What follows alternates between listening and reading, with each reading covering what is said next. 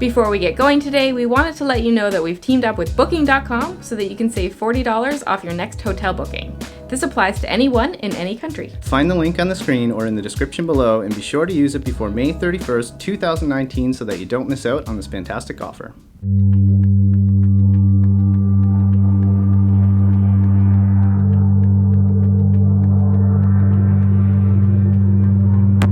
Hello everybody, welcome back to Colombia. We are in Medellin. We had so much fun in Colombia last year in Cartagena. We just had to visit another location. So we decided today we're going to actually make our way a little bit out of the city. We're going to go visit a very famous park here, but we're going to take public transport to do it. So we should take a train and a couple of metro cables, which should give us some really, hopefully, epic views over the city.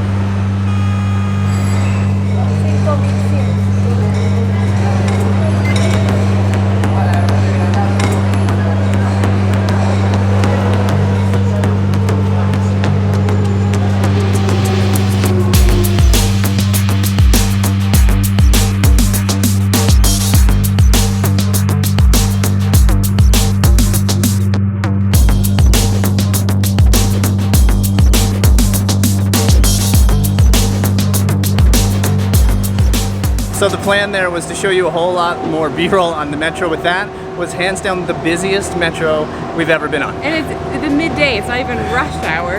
But next up we're going on a metro cable, so like a cable car, but it's part of their public transportation. Woo-hoo. We got our own. We got it to ourselves.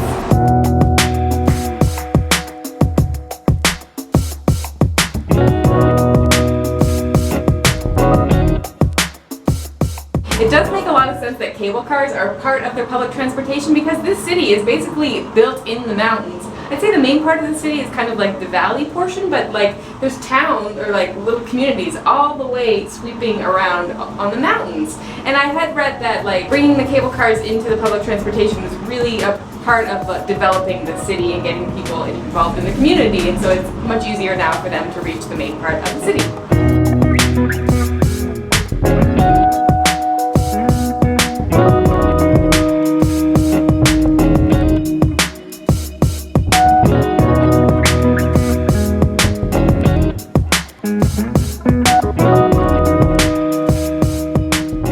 Guys, this is so cool. Like right now we're in one of these neighborhoods. I still can't believe how big this city is. It's absolutely massive. But you get this great view of all these old houses. Some of them are colorful, lots of them are made of bricks. And we're still going higher, believe it or not. Look how high up we are right now. Like my ears are starting to pop. I can't imagine how these people in Medellin got around before these cable cars, because if you had to go from like one neighborhood to another way over there, it would just take so long. Not sure how well you can see below us, but we went from being like right in the middle of like an inner city to being over basically farmland in like seconds.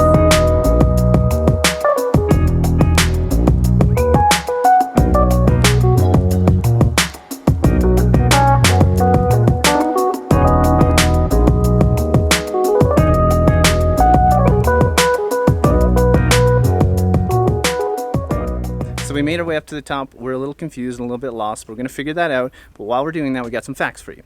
So Medellin is the second biggest city in all of Colombia. It's located in the Arví Valley, which is a central region of the Andes Mountains. And I think there's a population of about 2.5 million people within the city. I think they're all in the metro. So the verdict is so far, it's a very confusing park. Yeah, so we got to the top, we got out of the cable car, we went to the information desk, and I thought they'd give us a map and sort of say like, you might want to see this, you might want to see this is how you get there. But no, they said there's no map, it's just on a wall, take a photo, and that was basically the instructions that we got. Yep.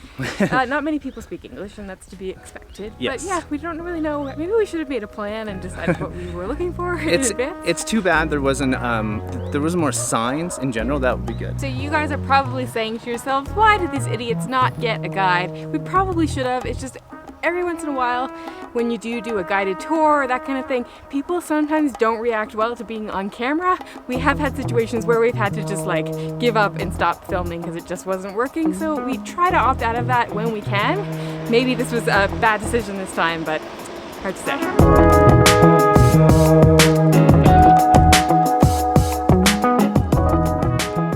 Anna's looking at a map, trying to figure out where we are. No clue. So we have to go this way, so let's just hope we don't slip or fall. This looks like it used to be like a rushing river or something.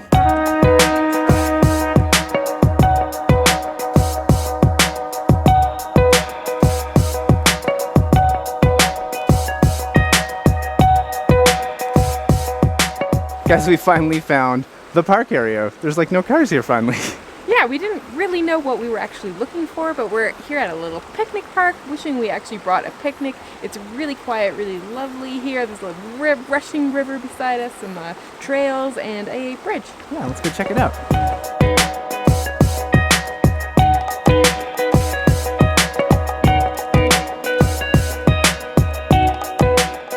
I'm so glad we kept on going. We were that close to turning around.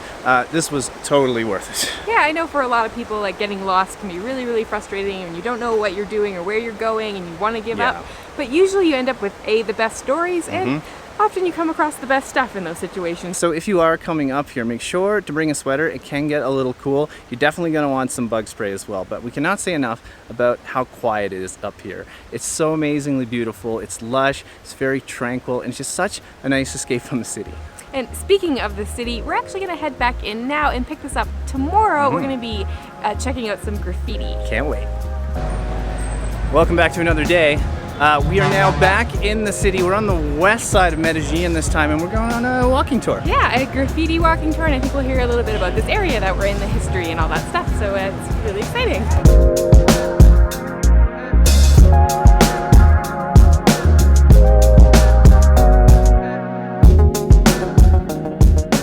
Alright guys, so we're clearly not going to get through this video without talking about Pablo Escobar, at least a little bit. So he was the main reason that this country was so dangerous back in the 80s and the 90s, the crime, the violence, the drugs. It was actually considered one of the most violent cities in the world back in the 80s and 90s. It's just crazy. And you know, why this neighborhood, like why are we touring this neighborhood? So Comuna 13, it was basically, there was two main reasons from what we can tell. One, it was very poor, so Escobar would hire a lot of young people, young men probably, to actually kill police officers. Pretty wild.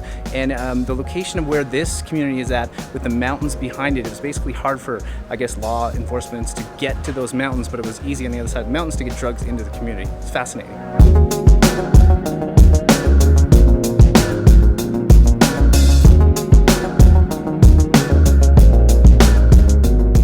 So the graffiti that you find in this area actually is a representative of the story of the community. So you're going to see themes of like family, violence, hope, all those things. This is some of the best graffiti we've seen to date. Look at the detail in this.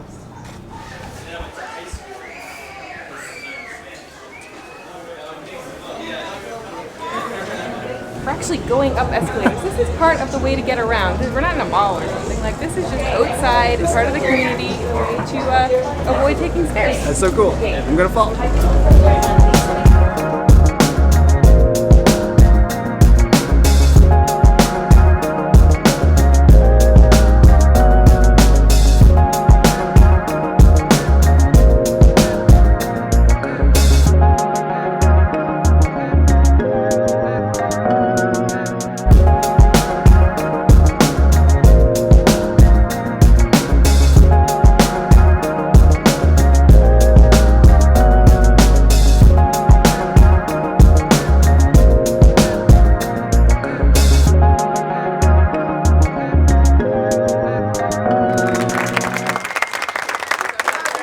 I think some of the best street dancing we've ever seen might be in Colombia. We actually saw some last year in Cartagena. I don't think we got it on video, sadly. Actually, we did get it on video, so I'll make sure to link it up here so you guys can see it. I didn't think we did. Okay, so what is it with that Colombia? You guys are like awesome street dancers. Whoa, guys, look at the view. We're at the top of the very last escalator. It's pretty epic up here. This is unbelievable. I can't believe how high up we are. Just take a look at all this.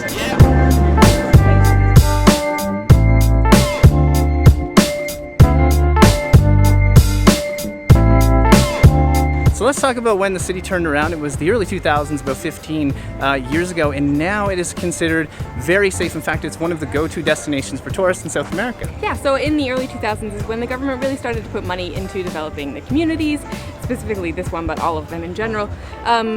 Things like the escalators, the cable cars, libraries, putting in cultural things, inviting artists and stuff like that. And can we just talk about how nice the Colombian people are?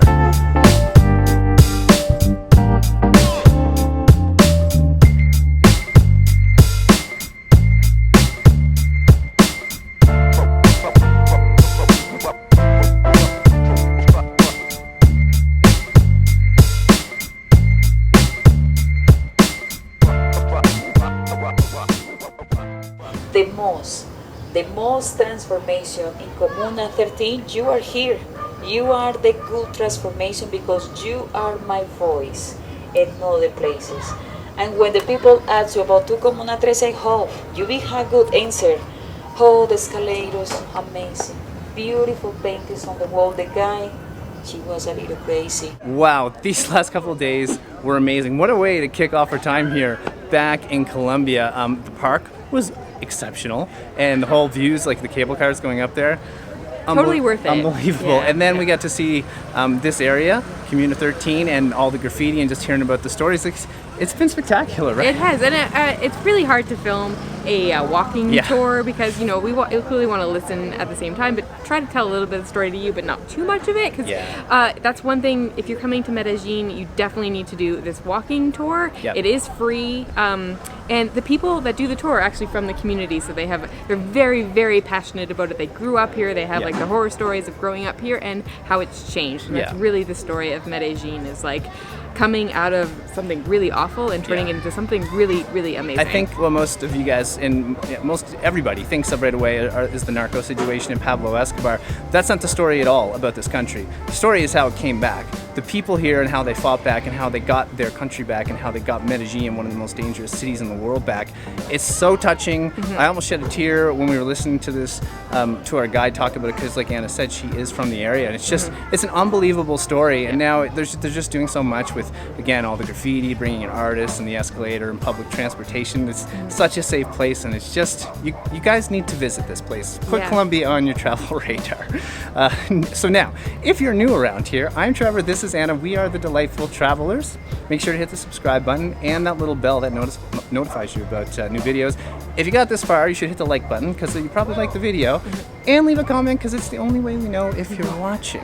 It's true. So last week we were actually in Puerto Rico. We had a whole series there. I think we ended it with some food, a food truck park. That was it, and visiting Ponce. And then next week we're gonna be visiting the more touristy area of Medellin. It's called El Poblado. Very trendy. So check that out. It's coming next week. Can't wait. All right, guys, that's it. From Medellin, wishing you delightful travels. See you soon.